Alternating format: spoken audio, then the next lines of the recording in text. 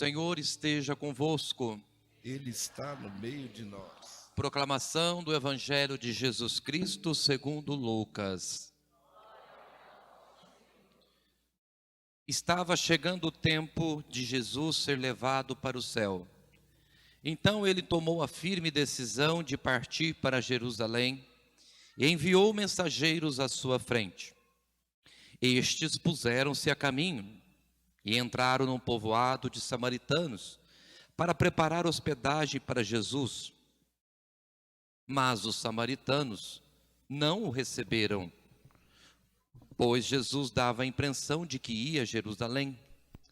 Vendo isso, os discípulos Tiago e João disseram: Senhor, queres que mandemos descer fogo do céu para destruí-los?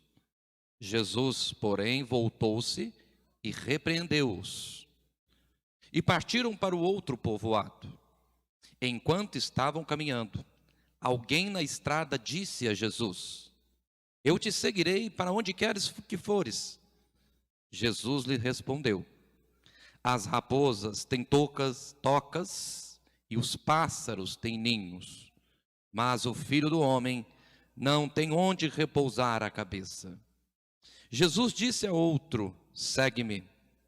Este respondeu: Deixa-me primeiro ir enterrar meu pai. Jesus respondeu: Deixa que os mortos enterrem seus mortos, mas tu vai anunciar o reino de Deus. Um outro ainda lhe disse: Eu te seguirei, Senhor, mas deixa-me primeiro despedir dos meus familiares.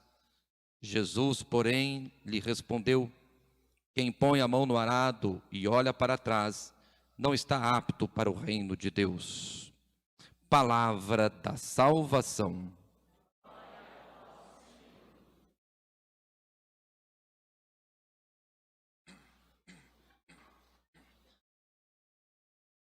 Meus amados irmãos e irmãs, povo de Deus, sobretudo também aqueles que nos acompanham pelo meio de comunicação da Pascom, a paróquia Nossa Senhora Aparecida. Hoje nós estamos no 13º domingo do tempo comum. E a primeira grande lição que nós aprendemos hoje com Jesus, que para ser bom cristão, bom católico, bom marido, esposo, filho, padre, enfim, para você ser bom no que faz e no que é, você precisa ser radical. É o que Jesus mostrou. Para seguir ele tem que ter radicalidade. E o que é uma radicalidade? Por que é fácil chegar no jardim ou aqui mesmo e puxar e arrancar essa flor? Porque não tem raiz. E por que às vezes as pessoas no mundo, o diabo faz a festa? Porque são pessoas que não têm raiz, não têm profundidade na fé. O diabo chega e puxa. Mas eu quero ver você arrancar uma árvore, só se for um terremoto. Porque leva tempo para aquela raiz fincar. Mas depois que aquela raiz é profunda, ninguém arranca mais. Por isso, para que as tempestades da vida, as dificuldades, os contratempos não cheguem, nos ranque, você precisa ter raiz em Deus, radicalidade. É por isso que Jesus falou daquele jeito com todos eles. Vocês têm que ter profundidade. Em primeiro lugar, Deus, radicalidade. Segunda grande lição desta noite. O Evangelho mostra que Jesus tomou a firme decisão de ir para Jerusalém. E é lá que ele ia morrer. E lá tinha um grupo, uma panela, uma elite que ia matá-lo. E ele sabia disso. Mas ele não fugiu da missão dele. Tomou a firme decisão. No mundo tão molenga, nós temos que ter firmeza. E o que nós temos que entender? Preste bem atenção, se você for no médico e você vai passar por uma cirurgia delicada. Se o médico não transmitir firmeza para você, você vai em qualquer outro médico, mas você não opera com aquele médico. Se ele olha para você, eu vou fazer, mas não sei. Se ele estiver inseguro, você não vai. Se você procura um advogado, tem uma causa que você precisa ganhar, o advogado, eu acho que eu consigo, eu acho, pronto. Não, você não arrisca. Você somente vai se arriscar quando alguém te transmite firmeza. Pai com mãe que não tem firmeza com o filho manda nele. E se você não tiver firmeza na vida, se o padre às vezes não tem firmeza para falar com o seu povo, o povo enrola. E aí Se não tiver firmeza, as pessoas ficam no pecado e podem ir para o inferno por causa disso. A nossa tendência já é querer um discurso mais ou menos. Então, se o discurso for mais ou menos, as pessoas relaxam. Firmeza. Precisa ter firmeza. Mas firmeza não é agressão, não é violência, não é ditadura. É como diz meu pai, sim é sim, não é não, e pode distribuir no chão. É assim que a gente faz. Só, não precisa agredir, mas firmeza. É o que Jesus mostra. Ele vai para Jerusalém. Ele vai aonde ele tem que ir. Encara o que tem que encarar. E fala o que tem que dizer. Mesmo que isso custe o seu sangue. Terceira grande lição que nós devemos aprender. Vocês podem observar que uma coisa esquisita acontece. Negaram comida para Jesus. Hospedagem. Uma cama para um homem como Jesus. Por isso que não fique choramingando pelos cantos quando alguém te fazer maldade hoje. Se para Jesus não deram o que comer, não deram o que beber, por uma rixa, porque estava indo para Jerusalém, os samaritanos não combinavam. Não combinavam. Então eles não acolheram Jesus. E aí entra uma coisa interessante. Às vezes a gente fala quem é bravo, o fulano é bravo, o cicano é bravo, o padre é bravo. É bravo ou não é? O que é bravo? Bravo é esse povo aí, hein? Os dois, Tiago e João, falou, vamos mandar um fogo do céu para derreter eles. Eles ficaram tão indignados. Está vendo que a gente é ser humano. Os discípulos de Jesus ficou com raiva. Vai fingir que tem horas que você não sente essas coisas? Tem situação que te deixa assim. Mas você não pode fazer isso. Eles queriam se vingar. Senhor, vamos descer fogo do céu. E ele tinha poder, porque Jesus era só ele querer. Aí o que Jesus faz? Vai lá e repreende-os. Eu falei na missa do Sagrado Coração de Jesus da sexta-feira sobre a vingança, porque os discípulos queriam vingar. Eles queriam vingar, descer um fogo em cima deles. E aí eu falei uma coisa muito importante que é bom repetir para muita gente que não viu. E quem ouviu, lembra, guarda, faz de novo a recordação. Eu lembrava que o Sagrado Coração de Jesus nos ensina como que nós devemos nos comportar. E a vingança, como diz o próprio seu Madruga do Chaves, isso. Ele diz o quê? A vingança nunca é plena, mata a alma, envenena. No fundo, todo mundo sabe esse texto. O seu Madruga falou isso para o Chaves, porque o Chaves estava querendo vingar do Kiko. Mas quando o Chaves irritou o seu Madruga quis vingar do Chaves. Aí o Chaves usou para ele. A vingança nunca é plena, mata a alma, envenena. Então ele segurou a mão e não agrediu o Chaves. Porque a mesma regra que eu falo para o outro vale para mim. A vingança nunca é plena, mata a alma e envenena. Vingança desse jeito é burrice, te mata. Mas eu falei uma coisa corajosa. Mas tem uma vingança que é boa e que você pode fazer. E olha que é publicamente isso, hein? O padre está dizendo. Existe uma única vingança que todo ser humano tem que fazer. Sabe qual que é a única vingança que não é pecado? Sabe qual que é a única vingança que não te envenena? Sabe qual que é a única vingança que não te leva para o inferno? Ser feliz. Mesmo que não queiram. Ou tentem te impedir de ser feliz. Seja feliz mesmo assim. Mesmo que te odeiem, ame mesmo assim. Vingue-se, ame. Mesmo que fechem a cara e torçam o nariz para você, sorria. Mesmo assim, vingue-se, sendo feliz. Feliz é continuar mesmo que queiram te derrubar. Ser feliz é isso. A melhor vingança é quando te derrubam, você levanta e continua. Está vingado. Essa é a melhor vingança que se faz. É isso que nós devemos aprender. Minha avó sempre dizia, tem gente que tem a mão ruim, meu filho, vai plantar, a flor não vinga, porque a mão é pesada. Dependendo da mão que planta uma flor, a flor morre. E dependendo da mão que planta a flor vinga. E fica bonita. Por isso que quando diz vingar no sentido inteligente é isso. Você veio para ser gente e ser feliz. E não fique choramingando e rastejando pelo mundo mal que te fizeram ou que estão contra você. Vingue-se de todos, sendo feliz. É a melhor vingança. E a única que não te leva para o inferno. E não te leva porque Deus quer que você seja feliz. O que Jesus fez? Jesus pegou e continuou. Vingou. Mas não do jeito que eles queriam. Eles queriam já, aquele povo que renegou Jesus, já queria desanimar Jesus. Já era motivo para Jesus perder a esperança. Nem vou tentar. Não. A vingança de Jesus é essa. Seguir adiante. Se entregar até o fim. Aqui eu mudo totalmente o sentido do termo vingança. Eu mudo totalmente. Tiro aquele sentido burro de vingança e ponho o sentido no sentido verdadeiro. Vingar quer dizer isso, dar alguma coisa, continuar, vencer. Está bem claro um exemplo, se eu planto uma planta e ela cresce, quer dizer que ela vingou. Se eu educo meu filho, ele segue no caminho do bem, vingou. Então, é esse tipo de vingança que nós temos que aprender. Não a vingança da maldade, mas a vingança da perseverança. Seguir, custe o que custar, quer queiram, quer não. Outra lição que nós devemos aprender. Quando chega diante de Jesus, tem alguém que fala que vai seguir ele para a vida inteira. Então Jesus não faz propaganda enganosa. E Jesus fala, o Filho do Homem não tem onde reclinar a cabeça. O que Jesus está dizendo? Que para viver com ele não tem vida fácil. E quem ama não tem facilidade, é difícil.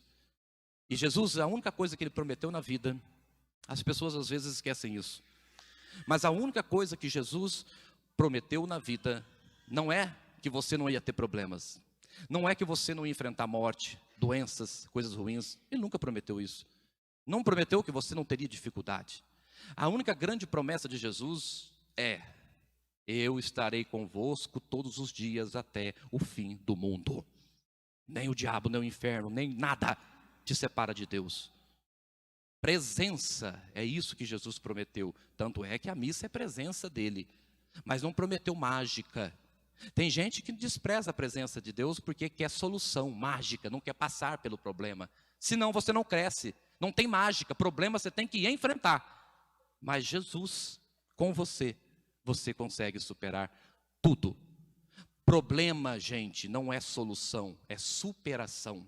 Tem coisas da vida que não dá para solucionar como mágica. Sobretudo as questões humanas, dá para superar. Esta é a grande verdade. Seguir, apesar de tudo. Uma outra coisa que Jesus então fala ali naquele momento, uma das últimas, quando alguém chega perto de Jesus, está dizendo que vai despedir dos familiares primeiro, para depois seguir ele. O outro diz que vai enterrar o pai primeiro. Quando se fala isso, enterrar o pai, muitos especialistas, estudiosos, têm uma versão mais aprovada, e é a que eu concordo também. Provavelmente aquele homem que estava dizendo, deixa eu enterrar meu pai, o pai dele não estava morto, porque senão ele não estaria nem ali, ele já estaria no velório. Se ele estava ali, é porque ele está dizendo, deixa eu enterrar meu pai, deixa eu viver mais com meu pai, acompanhá-lo mais tempo a vida dele. Errado. A questão, Jesus ele não pede para ninguém abandonar ninguém. E nem pediu para aquele homem abandonar o pai dele, mas deixar que o pai dele tenha vida e que ele tenha vida. E aliás, eu estou aqui, mas não abandonei meus pais. Mas se eu tivesse apegado aos meus pais, vocês perderiam um padre a menos. Se você tivesse apegado a seu pai, um filho a menos. Você não teria filho, não teria família, não teria nada. O apego mata. Você não precisa abandonar, mas tem que seguir, tem que ir, não pode se apegar. Mas não abandone, cuide. Então se vai ter um enterro, quando chegar a hora você vai. Mas não precisa ficar colado, parado. Ficar do lado do outro não vai resolver tudo. Então você tem que fazer o que a vida tem de ser feita, na sua vida. Uma coisa que Jesus ensina aqui é o desapego. O que nós temos que aprender? Às vezes, quando a gente vê, tem pessoas que falam assim, de maneira até bonita, parece romântico. Você olhar, vamos começar pelo padre. Eu viro e falo assim, a minha paróquia é tudo. Bonito. A minha esposa é tudo. Padre, os meus filhos é tudo. O meu pai, minha mãe é tudo para mim. Idólatra. Idolatria.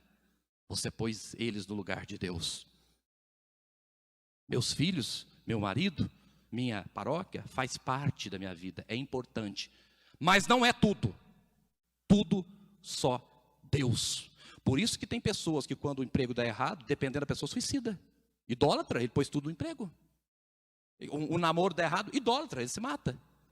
Ou quando ele está com alguém, mas ele não consegue ficar com aquele alguém, vai e mata o alguém e ele também. É doente, cria doença. Se você coloca alguém no lugar de Deus, você cria doença. Não se iluda. O seu pai, a sua mãe, seu filho, meu pai, minha mãe, todos eles, por mais que eu ame, eu não tenho o poder de fazer eles durar para sempre. Só Deus pode salvá-los. Eles não são tudo, porque eles não duram a vida inteira. Mas Deus é tudo. Quando Deus é tudo na minha vida, em primeiro lugar, eu cuido melhor da minha paróquia. Quando Deus é tudo na sua vida, em primeiro lugar, você cuida melhor do seu marido e da sua esposa, porque você vai amar com amor de Deus, não com amor possessivo doente.